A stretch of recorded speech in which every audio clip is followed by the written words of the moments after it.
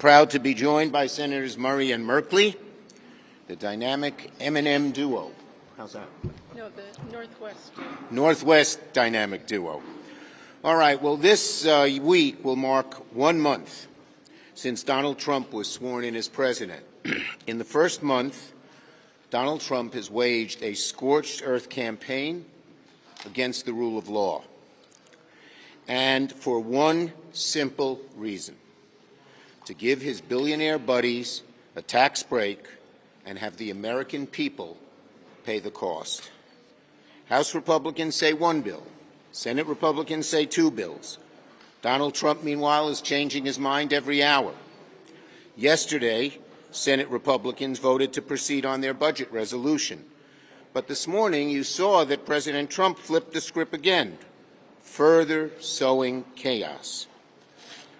Republicans have talked a big game about flooding the zone, but instead they're drowning in their own chaos and confusion.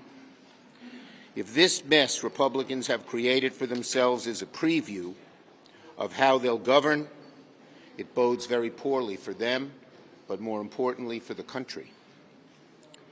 Of course, Republicans could do 2 bills, they could do 10 bills, they could do 50 bills, 100 bills. It doesn't make a difference, because the one thing they're united on, the one thing they're trying to get done, House and Senate Republicans, Donald Trump and Elon Musk, is to give their billionaire buddies a tax break and have the American people pay the cost, no matter what it is. Senate Democrats will expose Republicans' reconciliation budget bill exactly for what it is: a sinister front for clearing the way to cut taxes for Donald Trump's billionaire buddies. Now, this is going to be a long, drawn-out fight. The reconciliation budget bill is only the first step, albeit an important one. Democrats are glad to have this debate with the Republicans. We'll show the hollowness of the Republican arguments on cutting waste. We'll expose Republican attempts to cut health care so they can help their billionaire buddies. We'll expose their attempts to cut Medicaid, cut housing, cut NIH, empower DOGE, all for one purpose: helping their billionaire buddies with another tax break. Now, they're going to try to change the subject. Sure, Donald Trump's trying to divert. Gulf of America, build hotels in Gaza, annexing Canada. These are distractions that they do to hide the truth, because they know how unpopular their tax policy is. It was unpopular in 2017, but because such a small group of very wealthy people who don't want to pay taxes have such ironclad control over the Republican Party, they're going at it again. Senate Democrats won't relent. We're going to continue to expose the Republicans for what they are in giving tax breaks for billionaires. We're going to do it in reconciliation. We're going to do it in the budget and throughout the months and years ahead, because the bottom line is very simple. The last thing Americans want to see is a tax break for billionaires. Patty. Well, thank you. Well, Trump is tossing our bipartisan funding law into the shredder, and Elon is decimating agencies with really zero concept of what our federal workers actually do, whether it's managing the nuclear weapon stockpile or responding to bird flu. Senate Republicans are positively sprinting to make trillions in cuts that will hurt red and blue states so they can shower more tax cuts onto the richest people in the world. It is no mystery why billionaires like Donald Trump and Elon Musk love this plan. They are getting all the benefits, but they aren't the ones footing the bill. Middle-class Americans will pay for Republicans' billionaire tax cuts, and the cost will be measured in shuttered family farms, families and kids kicked off Medicaid, losing their health care, and veterans losing out on hard-earned benefits. That is so backwards. We should not be taking food off of the family table to put more fuel into private jets. I grew up in a family that knew what it was like to fall on hard times. My dad was a World War II veteran. He got too sick to work. He had MS. My mom had to work really hard to keep us afloat with my dad's VA benefits and food stamps and the new job that she got thanks to a federal workforce program. It was not easy, but our government was there for them when the hard times came. I know families are struggling now, just like my family struggled then. I hear from them every day. They are working so hard, they play by the rules, and they deserve, at the very least, the same opportunity my parents had when I was growing up. And I am not going to stand by silently while Republicans try to sell that opportunity away to pay for more tax breaks for billionaires. Senate Democrats are going to make sure the American people know this is the most flat-out pro-billionaire, anti-middle-class budget we have ever seen. There is zero chance we're going to let Republicans pass this pro-billionaire budget the easy way without a fight. We're going to put them on the record for everything Trump and Elon are doing to create real fraud, waste, and abuse.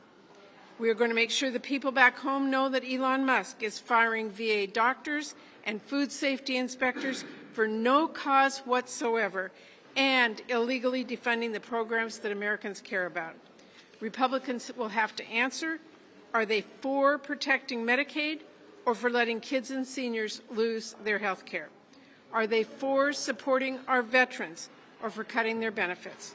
Because these are the kinds of real choices they will have to make with the budget that they are laying out. They better get ready for a late night and a long morning. Senator Merkley, the ranking member of our Budget Committee. Families lose and billionaires win. That's the heart and soul of the Republican budget resolution. Now, there's nothing beautiful about families losing and billionaires winning. There's nothing beautiful about programs that are designed or plans designed to cut the programs that families depend on to thrive and move into the middle class. There's nothing beautiful about giving away the national treasury and funding additional tax cuts for the richest Americans by cutting programs for families. But Trump said again in his tweet this morning, it's a big, beautiful bill. Well, we're here to say there is nothing beautiful about this bill. There is nothing beautiful about cutting Medicaid for millions of American families struggling to be on their feet and have the health care they need so that they can indeed get back into the middle class. There's nothing beautiful about cutting the tax credits for middle-class families to buy insurance, health insurance on the exchange. Health insurance should be a right, not a privilege of being rich. There's nothing beautiful about cutting school lunches or Head Start or making college more expensive. As the first member of my family to be able to go to college, it means a lot to have opportunity for every child in America. Making it harder to go down that path, that's a terrible direction. In the Budget Committee, we put forward provision after provision and said, if you don't want to hurt families by cutting Medicaid, then vote for our amendment that says Medicaid will be protected. Democrats said yes. Republicans said no. We said if you don't want to hurt Head Start, vote with us. We said protect Head Start. Republicans said no. And so on and so forth. So we know where this is headed, and we are adamantly opposed to this attack on families across America. So America, Democrats are going to stand strong for the families and against gutting those programs for families to stand on their feet so that they can fund tax giveaways to the richest Americans. Thank you. Yes. Is it the belief of the caucus that there is wasteful spending in government that needs to be cut? Do you agree with those in that sense? Of course there's some wasteful spending, but you don't use a meat axe and cut everything. We need to look at each program. We need to go through Congress and see what's wasteful and move to eliminate it, and what's very not wasteful but very much needed. I'll give you one example. They went after community health centers in Medicaid. They're among the most efficient producers of health care we have, yet they tried to eliminate them. It makes no sense. They're just using a meat axe and cutting everything, including many things that American families need, want, and approve of. Yes. You've already introduced one bill, I believe, dealing with access to Treasury Department data. What else do you intend to do to interrupt this purge? And is there a sense that this body, this constitutional body, has handed off its Article I powers, not just to the executive, but to the judiciary? Well, the bottom line is we Democrats, the Republicans seem to be going along in the Senate and elsewhere with things that they know are wrong. And hopefully at some point they may join us, but they sure haven't yet. So we're going on our own, and we're pursuing this in 4 ways. 1, communicating to the American people how bad this is so that they can communicate that to the Republican senators who thus far seem to be going along with it. 2, legal. We've had a lot of success on the legal front. We're working with the AGs. We're working with other groups. And in fact, 3/4 of the cases that have gone before the courts, we have gotten TROs. Now, they still have to litigate the whole issue, but we've gotten TROs. 3rd is oversight.